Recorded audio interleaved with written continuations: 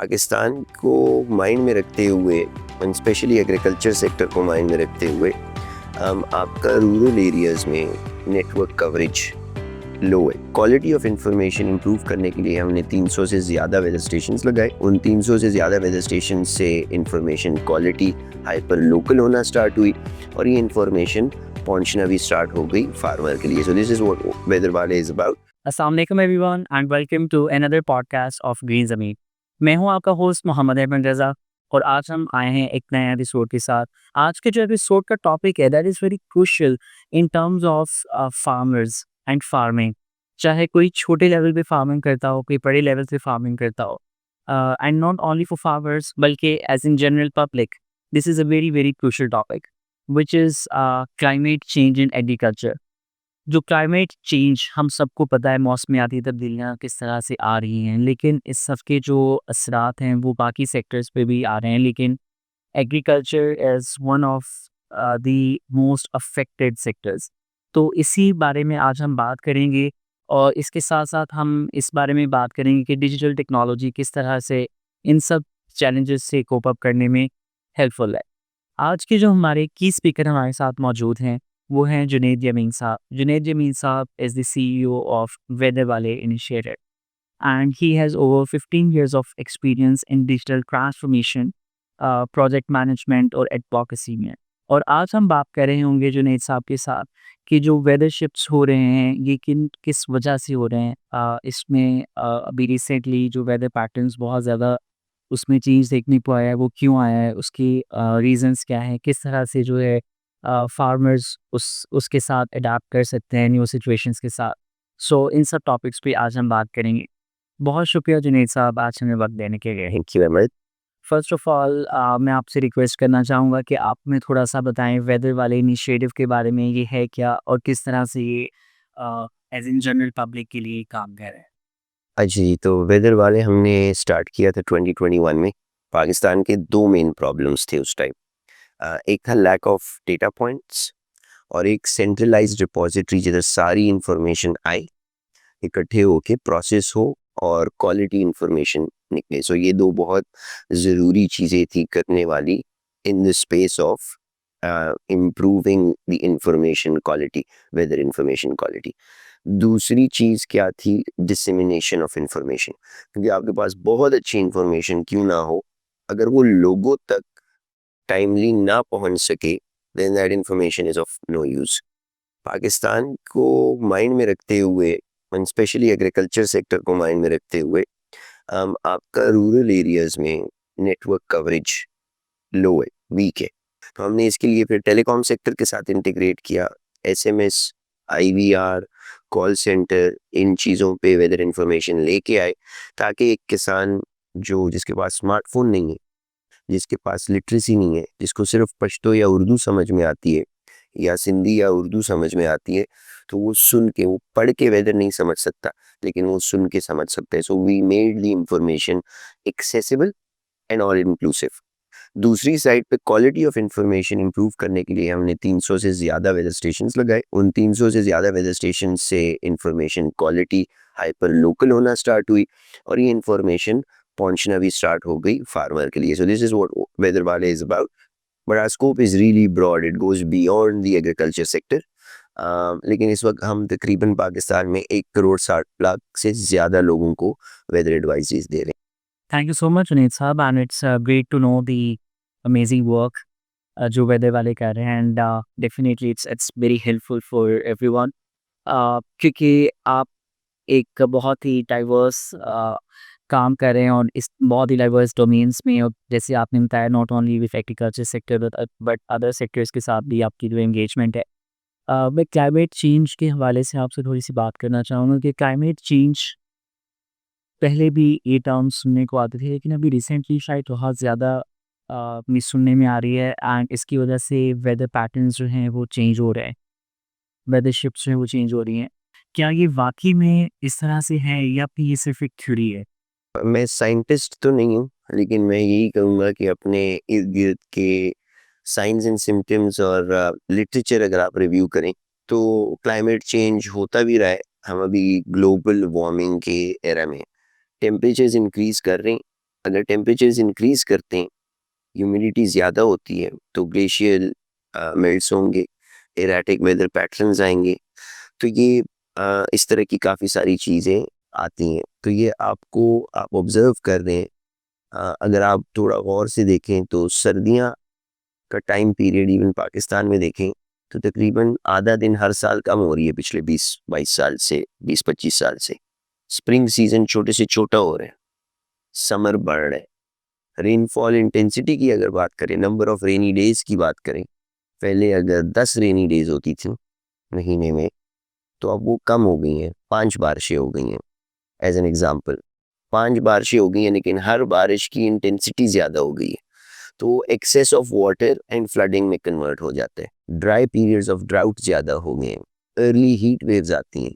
आप अब अगर देखें फायरफ्लाइज या जुगनू बचपन में हमें नज़र आते थे, अब वो किधर गए? क्योंकि the environmental conditions are not favourable. बहुत सारी चीज़ें शिफ्ट कर रही हैं। तो मैं यही कहूँगा कि for those who are non believers, अगर उन्होंने नहीं समझना तो वो ना समझें, but it is happening and it's the year of global warming, climate change, global cooling भी हो सकती है, ग्लोबल वार्मिंग भी हो सकती है। इस वक्त ग्लोबल वार्मिंग हो रही है, जिससे काफ़ी मसाइल बढ़ रहे हैं। करेक्ट।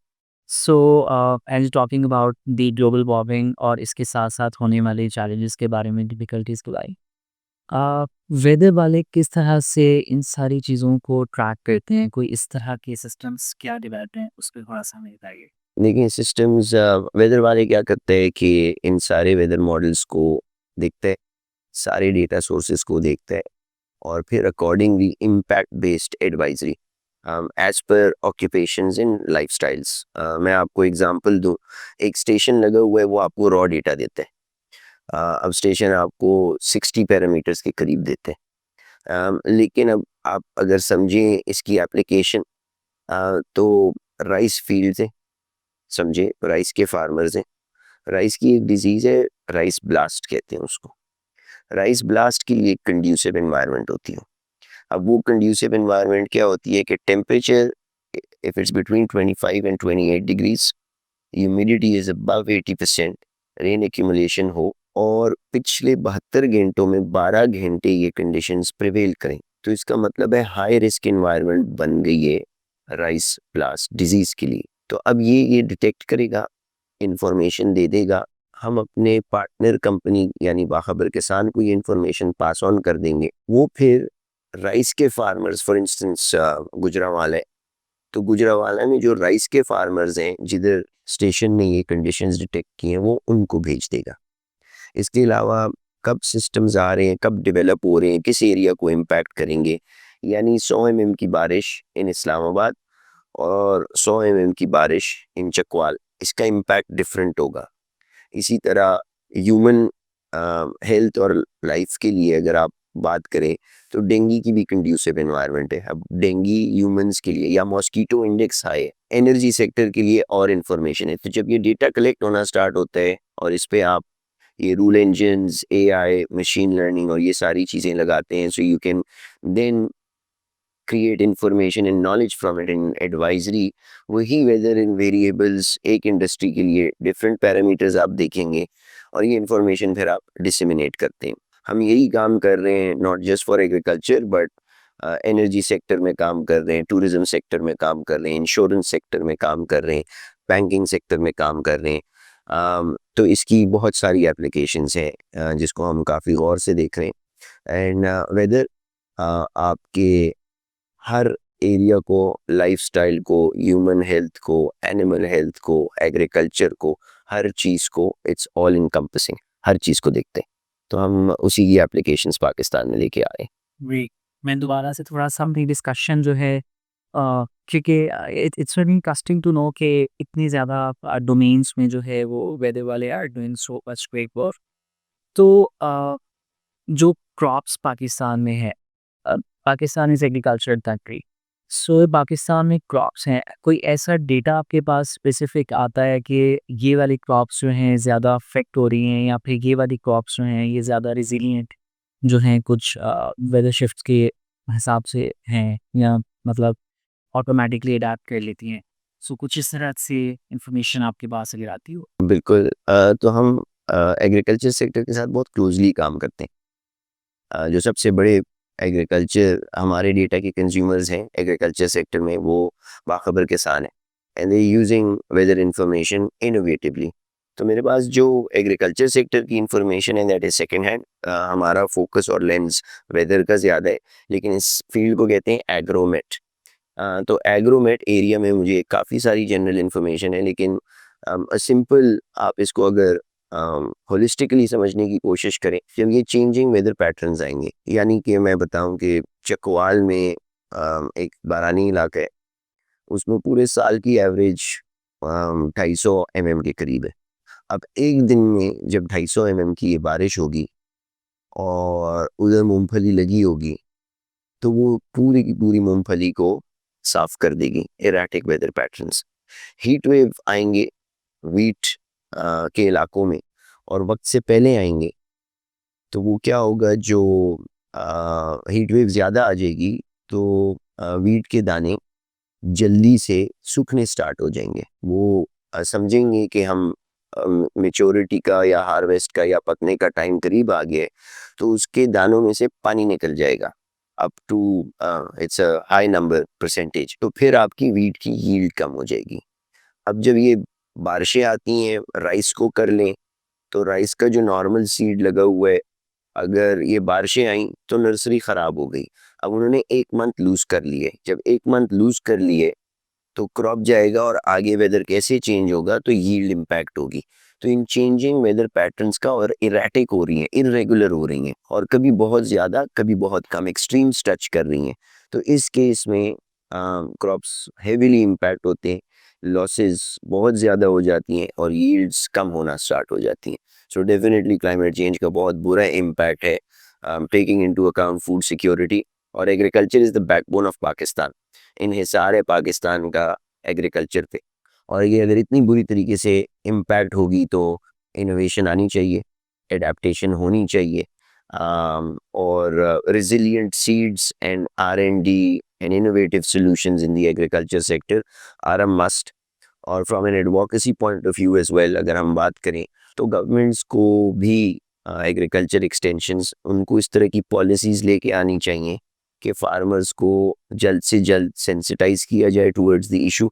फार्मर्स जानते भी हैं, उनको ये प्रॉब्लम्स आती भी हैं, but guiding them in the right direction. और ये टाइम है पब्लिक एंड प्राइवेट एंगेजमेंट का।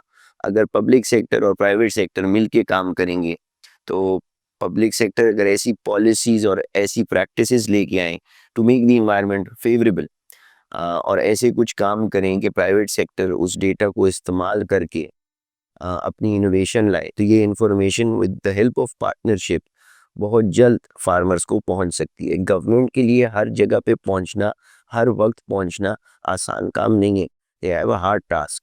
लेकिन अगर इसी को इनोवेटिवली इस्तेमाल करें, प्राइवेट सेक्टर को इस्तेमाल करें और ये इंफॉर्मेशन आगे पहुंचाएं, किसी एरिया में किसी कंपनी की स्ट्रेंथ होगी, और एरिया में और कंपनी की स्ट्रेंथ होगी, तो ये सारी की स्ट्रेंथ्स कैपेबिलिटीज़ को करें, कंसेंसस लेके आएँ, पार्टनरशिप्स की तरफ जाएँ, so we can get the information to farmers quicker.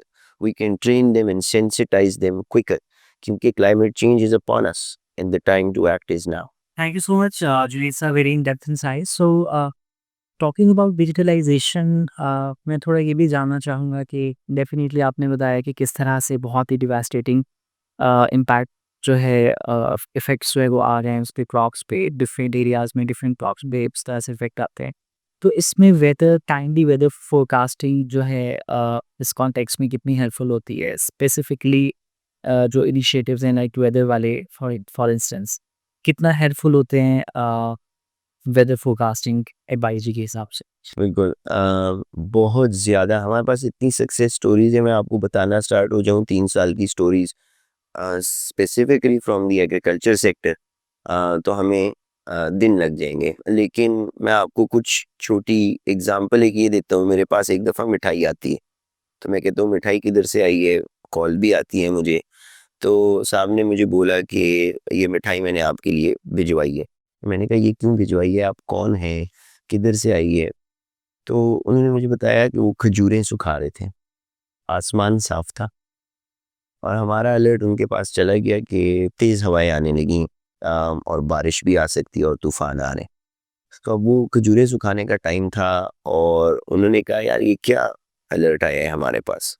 लेकिन उन्होंने इस दौरान क्योंकि जहन में आया उनका तकरीबन गालिबन जो उन्होंने मुझे बात बताई थी 1.5 करोड़ का माल पड़ा हुआ था। अब उन्होंने वैसे ही जब 1.5 करोड़ का माल किसी का पड़ा हो तो वो शक में ज़रूर जाता है। अगर 10-15 रुपए का माल होता तो मैसेज इग्नोर करना बहुत आसान था। तो उन्होंने क्या किया कि साफ़ है, लोगों से भी पूछा, आसमान भी साफ़ है, कुछ ऐसा लग तो नहीं रहा। लेकिन आप लोग ऐसे करें कि कर लें, थोड़ा काम आहिस्ता करें, ज़रा देखते हैं। उन्होंने 2-3 घंटे का बोले। तो सारी चीज़ें तो बाहर खजूरें हमने सुखाने के लिए रखी हुई हैं, तो जो भी उन्होंने मेजर्स लेने थे वो ले लिए, चाहे प्लास्टिक की शीटें थीं या कमरे के करीब, बट दे गॉट प्रिपेयर्ड। और अचानक से बादल आए, तूफ़ान आया और दे वर एबल टू सेव। तो ये एक एग्ज़ाम्पल हो गई आपके पास, जिसकी वजह से हमें मिठाई वगैरह भी मिली।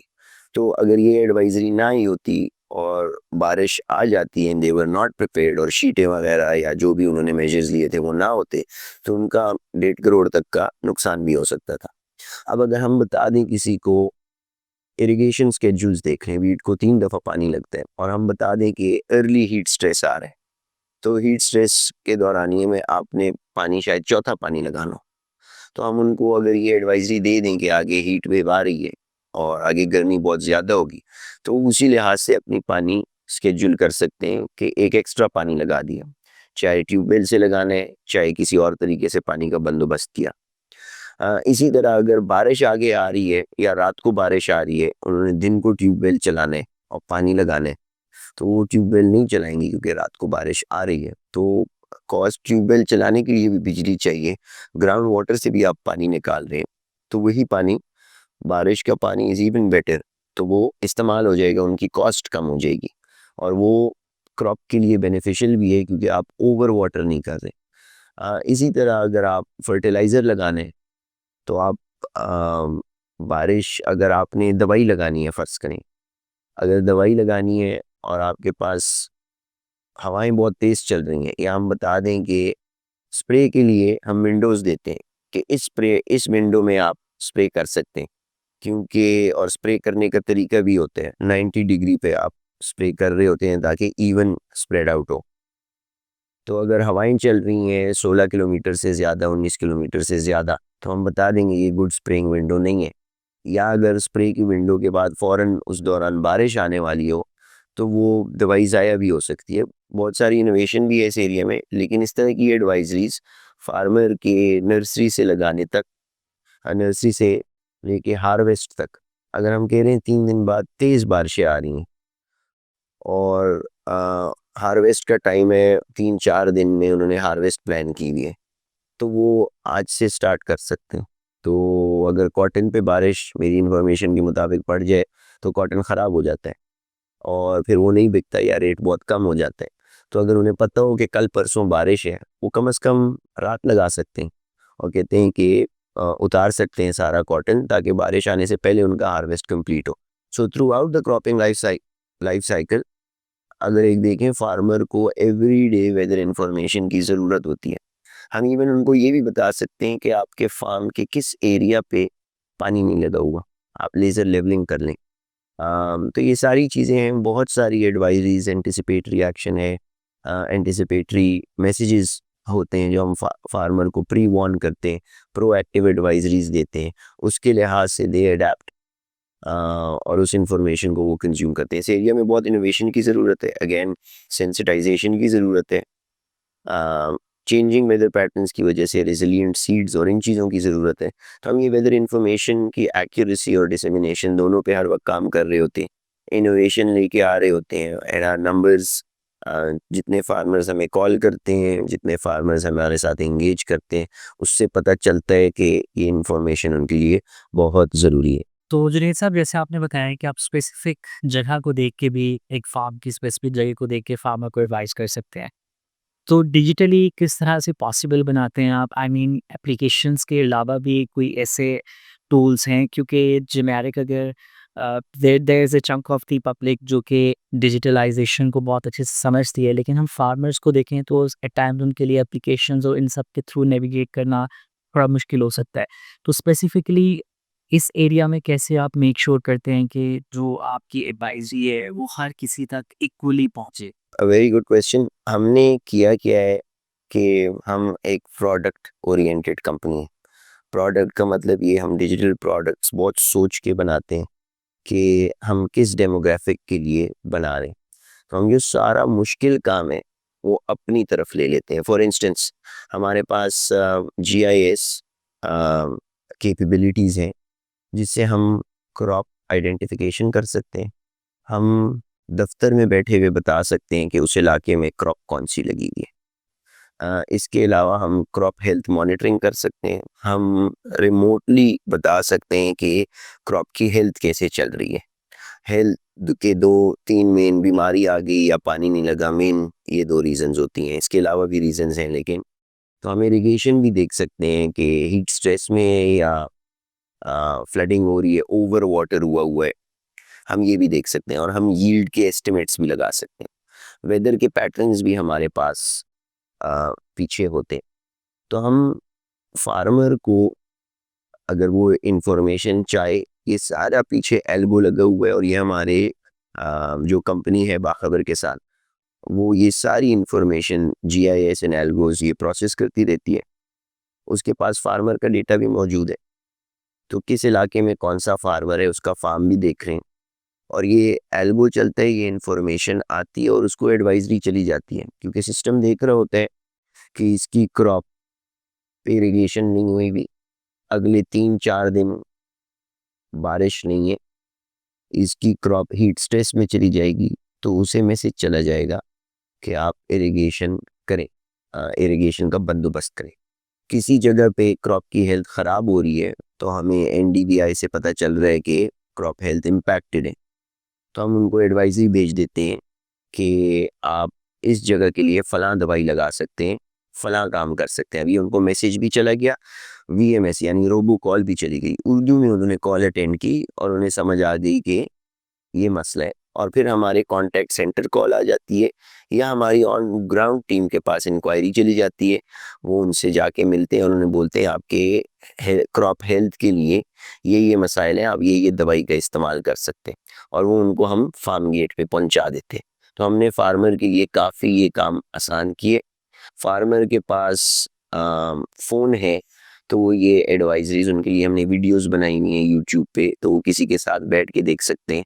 हमने कम्युनिटीज़ बनाई हुई हैं सरगोदा, चिनौट, जंग, बुनीर एंड सवारी में, बाखबर के सामने।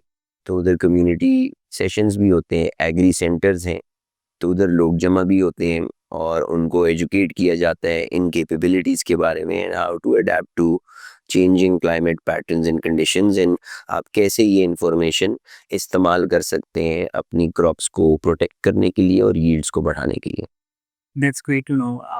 क्योंकि डिजिटलाइजेशन की बात करें तो शायद आजकल एक वहाँ पे आके थोड़ा-सा कॉन्सेप्ट रुक जाता है, okay there will be an application और उसपे सारी की सारी चीज़ें होंगी। बट जैसे आप बता रहे हैं कि बहुत सारी डिफरेंट चीज़ों के ज़रिए आप अवेयरनेस को जो है लोगों तक पहुँचा देते हैं, that is something really great. आखिरी सवाल, नॉट सवाल, एक आखिरी जो है मेरी रिक्वेस्ट होगी लेके आप हमारी ऑडियंस को एक मैसेज जो है वो देना चाहें स्पेसिफिकली फार्मिंग के पर्सपेक्टिव से, कि कौन सी ऐसी प्रैक्टिसेस हैं जो वो अडॉप्ट करके मज़ीद रिज़िलिएंट क्रॉप्स को जो है वो बना सकते हैं? टेक्निक्स तो बहुत सारी हैं, बट मेरे मुताबिक एक चीज़ को काम करना और उनको एडवाइस देना आर टू डिफरेंट थिंग्स। मेरा मैसेज होगा प्राइवेट कंपनीज के लिए और गवर्नमेंट एंटिटीज़ के लिए कि हमें पब्लिक प्राइवेट एंगेजमेंट चाहिए। जब तक हम पब्लिक प्राइवेट एंगेजमेंट मॉडल पे नहीं जाएंगे, जबकि अभी जा भी रहे हैं। 3 साल, 3.5 साल पहले वेदर वाले स्टार्ट किया था, public sector was far far away. उन्होंने भी सुनी हमारी बात, हम भी उनके पास गए, तो वो ब्रिज क्लोज हो रहा है, वो ब्रिज क्लोज हो रहा है, एफिशिएंसी ज़्यादा होगी, और जब हम एक पेज पे होंगे तो हम ये सेंसिटाइजेशन बेहतर तरीके से कर सकेंगे और फार्मर्स को बेहतर तरीके से ऑन बोर्ड कर सकेंगे। सबसे इम्पोर्टेंट बात फार्मर्स के लिए अभी भी वेदर पे नज़र रखें। It's a science. Act of God तो होता ही होता है, लेकिन it's a science as well. हम ये अलर्ट्स और एडवाइजरी देख के अपने डिसीजंस, फार्मिंग डिसीजंस उस लिहाज से चेंज कर सकते हैं, अडेप्ट कर सकते हैं। उतना ही नुकसान उनका कम होगा और उतनी ही यील्ड उनकी बढ़ेगी। इसके अलावा वो क्लाइमेट रेजिलिएंट सीड्स के बारे में ज़रूर सोचें। अपनी पुरानी प्रैक्टिसेस जो हैं बहुत अच्छी हैं, कोई मसला नहीं है, बट विद चेंजिंग टाइम्स अगर उनको अपॉर्चुनिटीज़ नज़र आती हैं तो वो ज़रूर उन अपॉर्चुनिटीज़ को एडॉप्ट करें। Great. Thank you so much Junaid साहब फॉर योर प्रैक्टिस टाइम, और बहुत सारे इनसाइट्स आप जो है वो शेयर किए हैं मेरे लिए, हमारी ऑडियंस के लिए बहुत हेल्पफुल जो है वो रही होंगी। इसी के साथ मैं इजाज़त लेना चाहूँगा, और मिलेंगे हम इंशाल्लाह नेक्स्ट पॉडकास्ट में। एंड आई होप कि आप सबके लिए ये उतना ही इंफॉर्मेटिव सेशन रहा होगा जितना कि मेरे लिए। अल्लाह हाफ़िज़, अंटिल नेक्स्ट टाइम।